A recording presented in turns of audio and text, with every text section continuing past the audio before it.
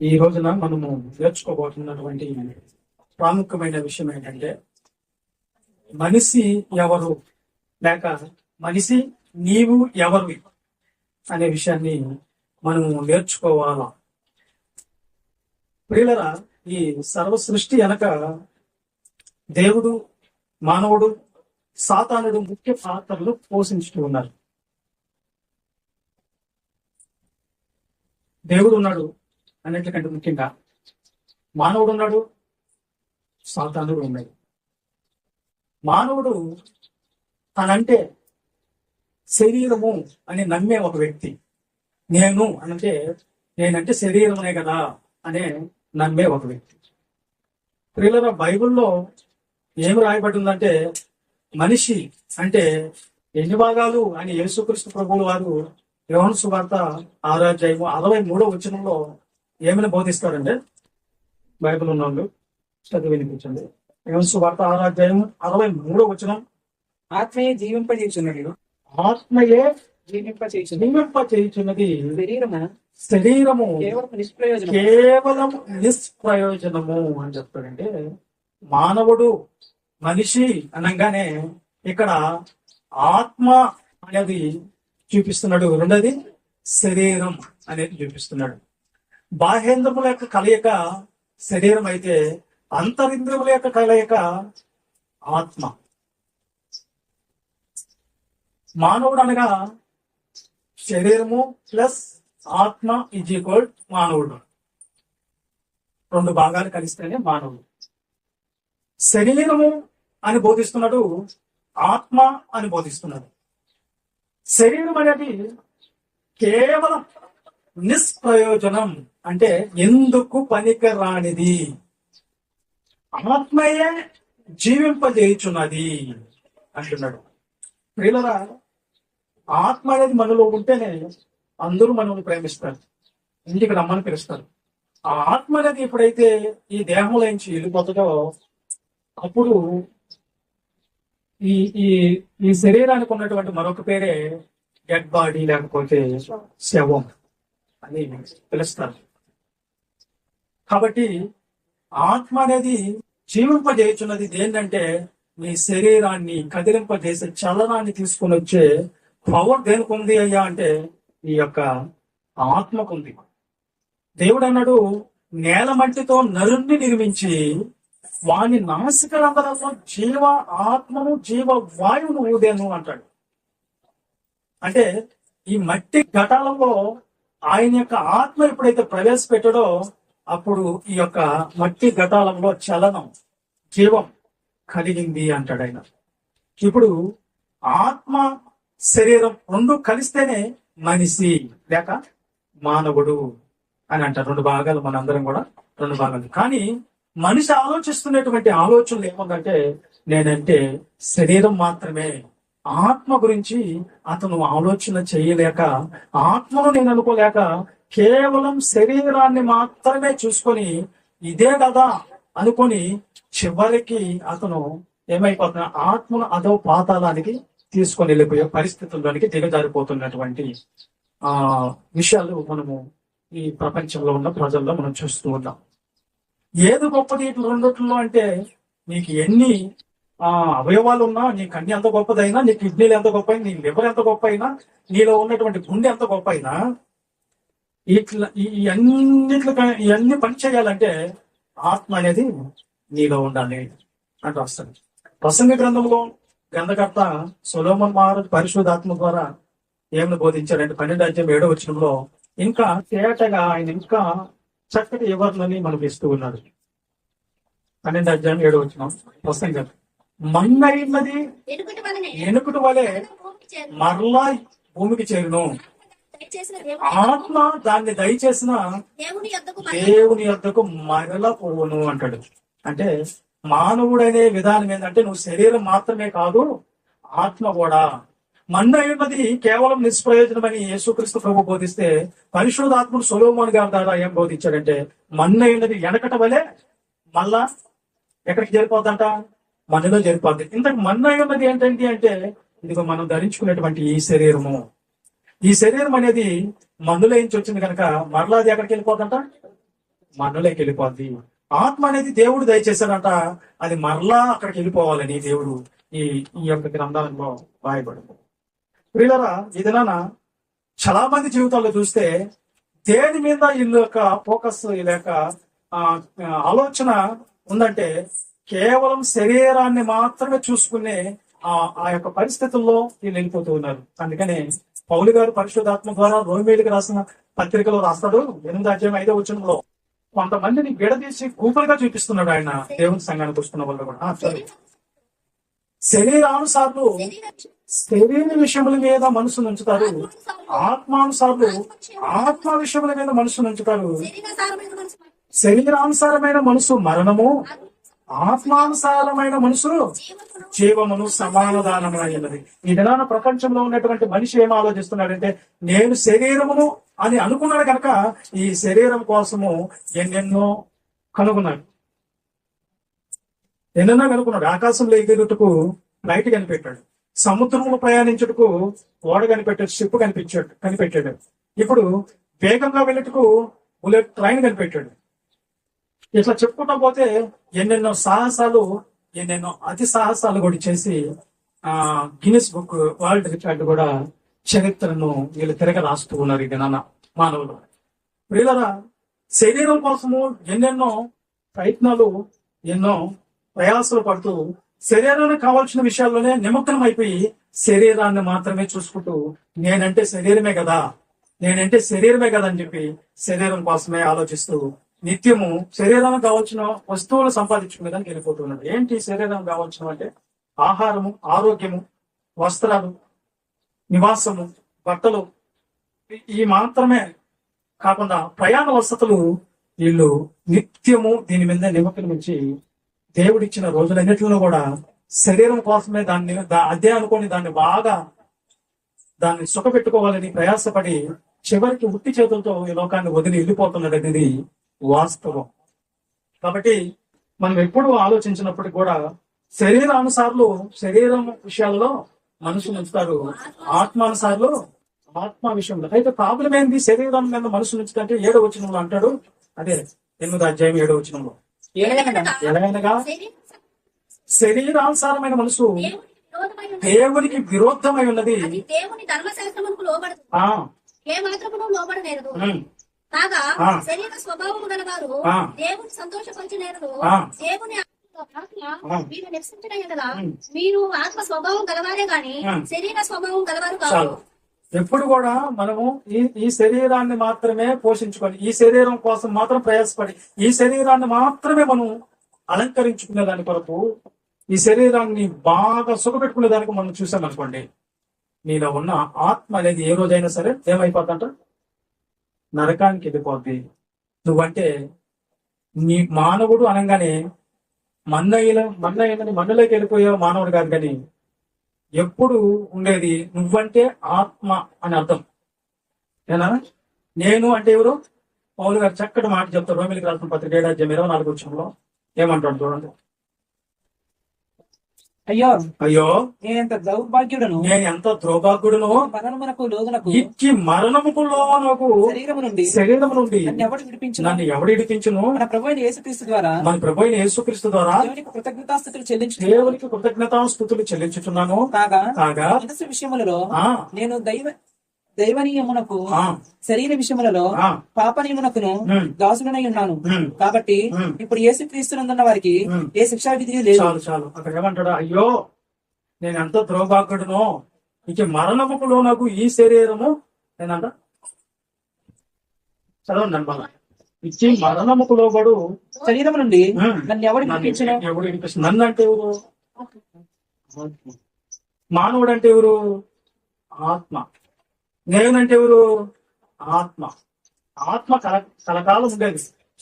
ఈ శరీరం ఎప్పుడైనా ఏమైపోతుందంట, మట్టి అయిపోతుంది. దీంతో మనము ఏ రోగాలు ఏదో అంటాడు అన్నమాట. అందుకని శరీరానుసార్లు శరీర విషయంలో మనసు ఉంచుతారు, ఆత్మానుసార్లు ఆత్మ విషయాలు మనసు. 24 గంటలు దేవుడు మనకు ఒక రోజు ఇచ్చాడు. 24 గంటల్లో మనము దేని కొరకు కేటాయిస్తున్నాము? ఆత్మ కోసమా, శరీరం కోసమా? దేన్ని సంరక్షించుకునే దాని కొరకు మన ప్రయాస ఈ భూమి మీద అంటే దేని కొరకు? 24 గంటలు అంటే 12 గంటలు దేనికి ఇస్తాం మనము? దేనికి ఇస్తాం? శరీరానికంటే నిద్రపోయేదానికి అనుకున్నాం. నిద్రపోయేదానికి 12 గంటలు అయిపోతే ఇంకెంత మిగిలి ఉంది మనకు? 12 ఉంది.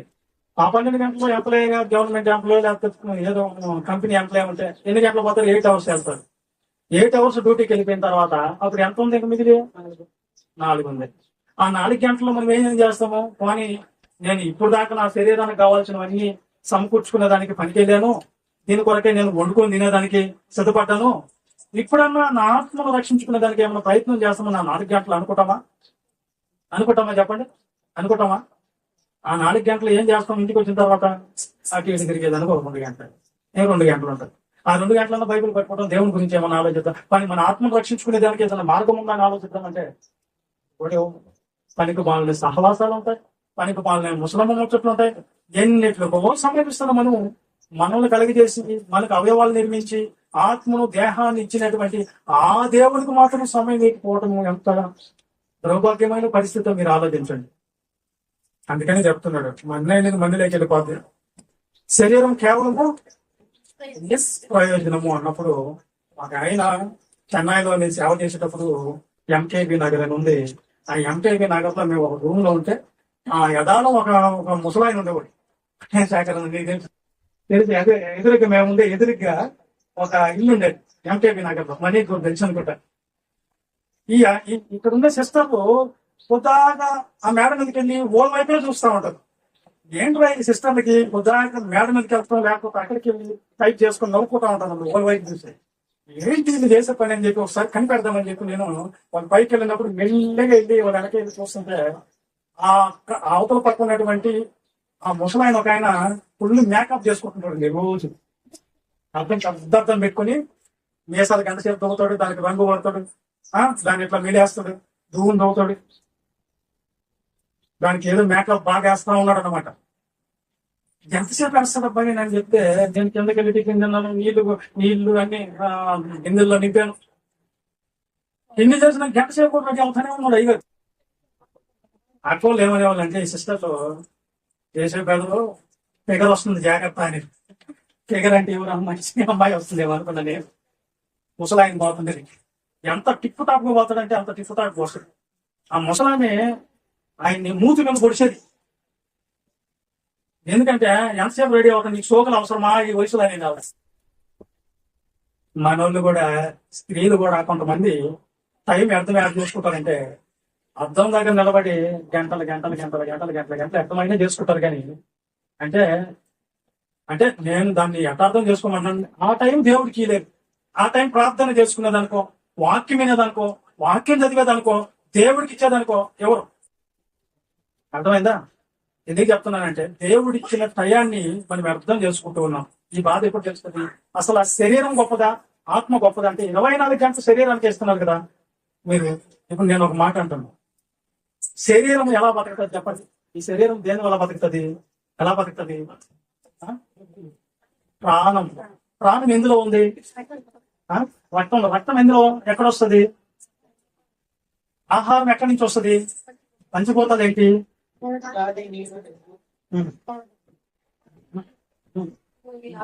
భూమి ఆకాశం. పంచభూతాన్ని పెట్టింది ఎవరు? ఎవరి కోసం పెట్టాడు? మన కోసం పెట్టాడు కదా. ఈ దేహాని కోసం ఎన్నెన్నో దేవుడు ఈ సృష్టిని అంతా కలిగి చేశాడు కదా. ఆహారం తయారు చేసి పెట్టేటట్టుగా దేవుడు పెట్టాడు కదా.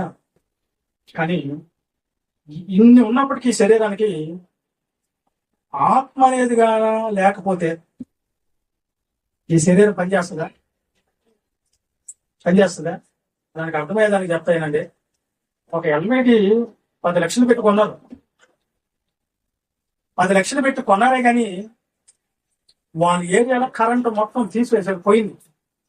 ఇప్పుడు 10 లక్షలు పెట్టి కొన్నటువంటి ఆ ఎల్ఈడి గొప్పదంటారా? దాన్ని పని చేపించేటువంటి పవర్ గొప్పదంటారా? ఏది గొప్పది? పవర్ లేనప్పుడు అది ఎందుకండి? అలాగే ఆత్మ అనేది పవర్. ఆ ఆత్మ అనేది మనలో ఉంటే కళ్ళు ఇలా తెరస్తాం, కాళ్ళతో ఇలా కదలతాం, అలా మాట్లాడతాం, ఇలా తిప్పతాం, అలా మెదలుతాం. ఆత్మ అనేది నీలో లేనప్పుడు కరెంటు పోయిన టీవీ లాగా పడిపోతుంది. ఇప్పుడు ఏది గొప్పది ఇట్లా రెండిట్లో? ఆ? ఏది గొప్పది చెప్పండి? ఆ? ఆత్మ గొప్పది. కాబట్టి వీళ్ళరా మనం ఎప్పుడు కూడా మనం ఆలోచిస్తూ వస్తే ఈ శరీరాన్ని దేవుడు మనకు కలిగించి ఈ శరీరాన్ని దేంతో పోల్చాడు? ఒకసారి చూడండి, పేతురు రాసినటువంటి మొదటి పత్రిక 1 అధ్యాయం 24 వచనాన్ని చదువుతుంది త్వరగా. పేతురు రాసినటువంటి సర్వ శరీరులు ఆ? సర్వ శరీరులు గడ్డిని పోలిన వారు, వ్యక్తిని పోలిన వారై ఉన్నారు. వారి అందమంతయు వారి అందమంతయు గడ్డి పువ్వులే ఉన్నది. గడ్డి పువ్వులే ఉన్నది. గడ్డి ఎండును, ఆ. దాని పువ్వును రాలును. చూడండి, గడ్డి వెండిను అంటే ఈ శరీరం తయారు చేసి దేవుడు దేంతో పోల్చాడు ఈ శరీరాన్ని అంటే గడ్డి పువ్వుతో పోల్చాడు. దేంతో పోల్చడమ్మా? గడ్డి పువ్వు ఎలా ఉంటది? ఉదయాన్నే పోస్తుంది, సాయంత్రం వేళకే అనేది ఈ శరీరానికి ఉన్నటువంటి పరిస్థితి. యోగు గ్రంథానికి వెళ్తే ఇంకో మాట చెప్తారు చూడండి, 8వ అధ్యాయం 8వ వచనం త్వరగా చదవండి. యోగు గ్రంథం 8వ అధ్యాయం 8వ వచనం చదవండి. మనము నిన్నటి వారమే మనకు ఏమీ తెలియదు, మనకి ఏమీ తెలియదు. భూమి మీద ఉన్న మన దినములు నీడ వలె ఉన్నవి. మన దినాలు ఎలాంటివంట? నీడ వలె. నీడ ఉదయాన్నే అయినప్పుడు ఎంత దూరం అనిపిస్తుంది? మధ్యాహ్నం వచ్చేది తక్కువ అనిపిస్తుంది. నీడ వంటిది మీ జీవితాలు. ఈ దినాన దేశ విదేశాల్లో, జపాన్ లో మళ్ళా భూకంపం వచ్చి ఎంతమంది చచ్చిపోయారు అంటే కేరళలో ఇటీవల వరద ప్రవాహం వచ్చి ఎంతమంది జల సమాధి అయిపోయారు. ఎన్ని దేశాల్లో నువ్వు గొప్ప దేశం, నేను గొప్ప దేశం, నాకాడెంత బాంబులు ఉన్నాయి, అట్లా బాంబు నేనే వేస్తానంటే ఆటో బాంబు వేస్తానని ఇంకోడు. వీటి వల్ల ప్రజలు నష్టం. ఎన్ని కుటుంబాలు, ఎన్ని శరీరాలు వాడిపోతున్నాయి, చనిపోతున్నాయి ఆలోచించరు. మన శరీరం ఇప్పుడు దాకంటే నీడ వల్ల ఉన్నది. యాకోబు గారు ఇంకొక మాట చెప్తాడు, 4వ అధ్యాయము 14 వచనం ఒకసారి చూడండి. అర్థమవుతుందా? ఏనండి యాకోబు గారు? బైబిలు మనకు నాకు చదువుతాడు. యాకోబు పత్రిక 4వ అధ్యాయం 14 వచనం చూడండి ఒకసారి. 4:14 రేపేం సంభవించింది మీకు తెలియదు, రేపేమి సంభవించినో మీకు తెలియదు. తెలియదు. మీ జీవం ఏ పాటిది, జీవము ఏ పాటిది? ఏ పాటిది?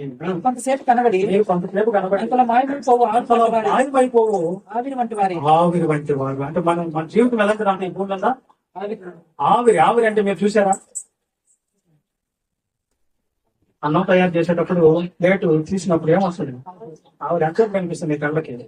కొంతసేపు కనిపిస్తుంది. కాబట్టి మనం ఆవిరి అంటే వాళ్ళకి అంటారు.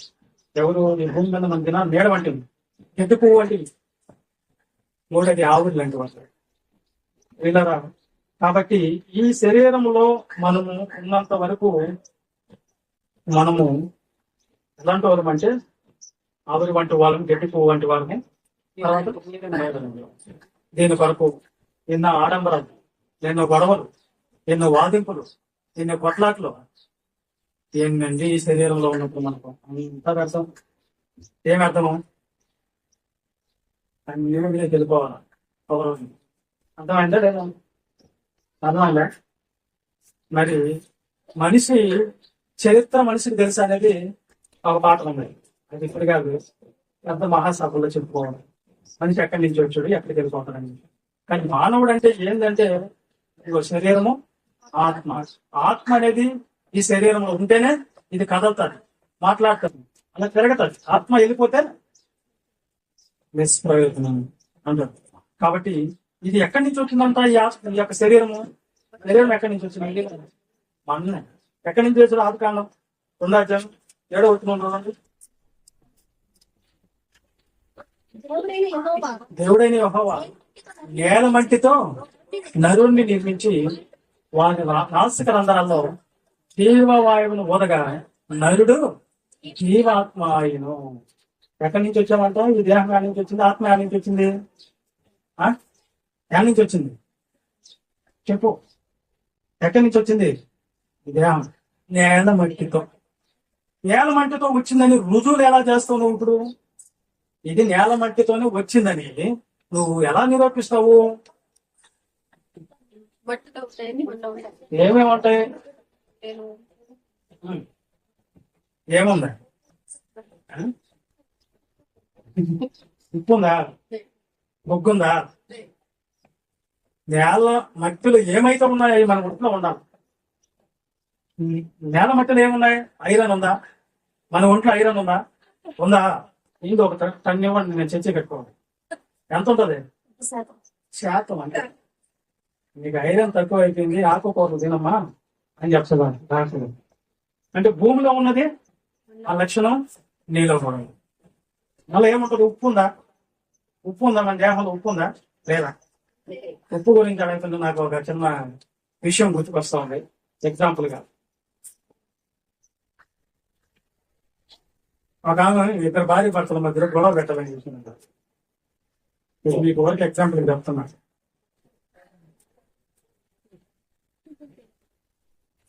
ఆమె ఏం చేసిందంటే వాళ్ళ భార్య దగ్గర పోయిన జనంలో మీ ఆయన ఒక్క కావాలంటే చూడు, ఈ రాత్రి నిన్న నాకతాడు. ఆయన దగ్గర పోయిన జనంలో మీ భార్య ఏం చెప్పుకుంటారు?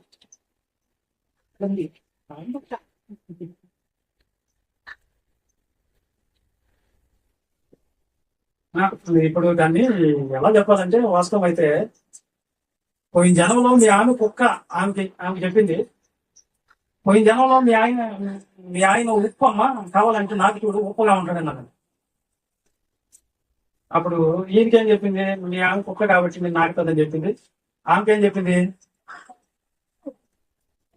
మీ ఆయన ఉప్పు కాబట్టి అని చెప్పింది. మొత్తానికి నాకిందంట, ఉప్పుగా వస్తున్నట్టు. ఈయనేమనుకున్నాడు? ఈయన కుక్కే, ఈయన ఉప్పే. ఆ టైపు వాళ్ళకి గొడవలు అయిపోయాయి. అలాగా కొన్ని జరుగుతూ ఉన్నాయి ప్రపంచం. కాబట్టి ఉప్పు శాతం దాంట్లో కూడా ఉంది. ఇంకేముంది? సున్నం ఉందా? సున్నం ఉందా లేదా? శాస్త్రవేత్తలు ఒకసారి పరిశోధన చేయటకు ఏదో అరణ్యంలో ఏదో కొండలు బండలు ఉండే దగ్గరికి వెళ్ళారంట. కొండల్లోకి, పర్వతాల్లోకి వెళ్ళినప్పుడు అక్కడ ఒక పెద్ద బండ కనిపించిందంట. టీ కాసుకునే దానికి ఆ బండ మీద ఎక్కి పూలు పెట్టి కాస్తూ ఉందంట. ఇచ్చి కొట్టిందంట. ఎక్కడో పడ్డారంట. అమ్మో, ఆ బండ దగ్గర బాగుంటుంది, ఇంకో దగ్గర పోయి పరిశోధన చేస్తానంటే వాళ్ళకి పెద్ద పెద్ద బొబ్బలు వచ్చేసినాయట. వచ్చేసరికే వాళ్ళ హాస్పిటల్ జాయిన్ అయితే వాళ్ళకి చెప్పిందంటే, మీరు తాగే నీళ్ళల్లో సున్నం శాతం లేదండి, అందుకే మీకు ఈ యొక్క బొబ్బలు వచ్చినాయి అని చెప్పినట్టు. సున్నం లేకపోయినా కానీ మన పరిస్థితి ఏంది? అందుకని వాళ్ళు టెస్టులు రాసి టెస్టుల్లో తెలుసుకొని ఏ శాతం మనలో తక్కువ ఉందో దానికి మెడిసిన్ ఇస్తారు. అదే ఇంకేమో కాదు. Very good. ఇప్పుడు మనలో సున్నం ఉంది, కాలుష్యం ఉంది, ఐరన్ ఉంది, ఉప్పు ఉంది. నేల మట్టిలో అదే లక్షణం ఉంది, మనలో అదే లక్షణం ఉంది దేహంలో. కాబట్టి ఇది నేల మట్టిలో నుంచి వచ్చిందని రుజువు ఇదే. కాబట్టి ఈ దేహాన్ని ఇచ్చి ఈ దేహంలో దేవుడు కొన్ని సహజ వాంఛలు పెట్టాడు. ఏం పెట్టాడు? ఈ దేహంలో దేవుడు పెట్టిన సహజ వాంఛలు అవి ఇంకో రోజు తెలుసుకుంటాం. ఆత్మ గురించి వచ్చే మంగళవారం చెప్తాను, సహజ వాంఛల గురించి శుక్రవారం చెప్పబడు. అంతేనా? అర్థమైందా? ఇప్పుడు మనిషి నీవెవరు అనగానే ఏం చెప్పాలి నువ్వు? నేను ఆత్మను, శరీరాన్ని కాదు. ఏం శరీర విషయాల్లో మేముంటే ఏంటంటే, శరీర విషయంలో మీరుంటే శరీరం మిమ్మల్ని ఎక్కడికి తీసుకొని, శరీరానుసారమైన మనసు మరణం, ఆత్మానుసారమైన మనసు. నాకు ఇంకోటి గుర్తుకొస్తుంది ఇక్కడ చెప్పాలని. ఏంటంటే, ఒక ప్రార్థనకి వెళ్తే ఆ ప్రార్థనలో ఒకరు వంతు ఒకరు ప్రార్థన చేయమని పాస్టర్ గారు చెప్పారు. కొంతమంది ఎప్పటికే నిద్రపోతా ఉన్నారు. నిద్రపోతా ఉంటే వాళ్ళని చూసి, పాస్టర్ గారు, అమ్మా మాతమ్మ నీ వంతు వచ్చింది, నువ్వే మా ప్రార్థన, నీ తర్వాత ఆమె చేస్తుంది, ఆమె తర్వాత సువార్తమ్మ చేస్తుంది అంటున్నాడు. ఒక ఆమె ఆయన ప్రార్థన చేసి పక్కన ఆమె చేసేటప్పుడు అప్పటికే అక్కడ పోయి వెళ్ళిపోయింది బండి నిద్రలో. ముందుకి వెనక్కి అంటూ ఉన్నప్పుడు పక్కన ప్రార్థన ముగించి, అక్క నీ వంతు వచ్చింది, నువ్వు చెయ్యి అంటే ఆమె శృతి స్తోత్రం, హల్లెలూయా స్తోత్రం అంట ముందుకి వెనక్కి అంతా ఈ మనసు మిరకాయల తోటలోకి వెళ్ళిపోయి తడి చేసుకుని మళ్ళీ రాలేం లేదు. ఇంక ఈ ప్రార్థనలో ఉన్న సంగతి మర్చిపోయి ఎండు మిరకాయలు, పచ్చిమిరకాయలు, పచ్చిమిరకాయలు అని ప్రార్థనలో పాస్టర్ గారు, అమ్మ ఇది ప్రచారు కదమ్మా, ఇది దేవుడి సంఘం అమ్మా, సారీ పాస్టర్ గారు, పొగులు పొద్దుస్తాం ఆ మిరగాల తోటలో పని చేసి నేను నా కోటలో అవి అమ్మినైతే కళ వస్తుంది పాస్టర్. అంటే ఈ మనిషి ప్రార్థనలో కూర్చుని ఎక్కడికి వెళ్తుంది అంటే ఈ మనిషి శరీరానుసారమైన మనసా ఆత్మానుసారమైన ఆత్మానుసారమైన మనసు కలిగిన ఆత్మ విషయాల్లో మనుషులు. ఆత్మ విషయం అంటే ఏంటి? శరీరం బతకాలంటే ఆహారం కావాలని చెప్పాం కదా, మరి ఆత్మ బతకాలంటే వాకింగ్ కావాలి. దానికి ఏం కావాలంటే వాకింగ్ ఎక్కడి నుంచి వస్తుందమ్మా? ఎక్కడి నుంచి వస్తుంది? యేసుక్రీస్తు ప్రభు ఇచ్చాడు. అపోస్తలులు ఇచ్చారు మనకు. అపోస్తలులకు ఎవరు ఇచ్చారు? యేసుక్రీస్తు ప్రభు ఇచ్చారు. యేసుక్రీస్తు ప్రభుకి ఎవరు ఇచ్చారు? తండ్రి దేవుడు. కాబట్టి శరీరాన్ని మనం పోషించుకుంటే నిష్ప్రయోజనం, కానీ మన ఆత్మను మనం ఏం చేసుకోవాలి? ఇప్పుడు ఏం చేసుకోవాలి? పోషించుకోవాలి. దీనికి ఆహారం ఏంటి? శరీర సంబంధమైన ఆహారం. ఎన్ని పూటలు తింటారు? మరి ఆత్మకి ఎన్ని పూటలు పెట్టారు ఆహారము? చెప్పండి. ఒక్క పూట కూడా పెట్టలేదు. కాబట్టి దేవుడు మిమ్మల్ని రేపు ఎత్తుకోపోయి నరకం వేస్తాను అంటున్నాడు.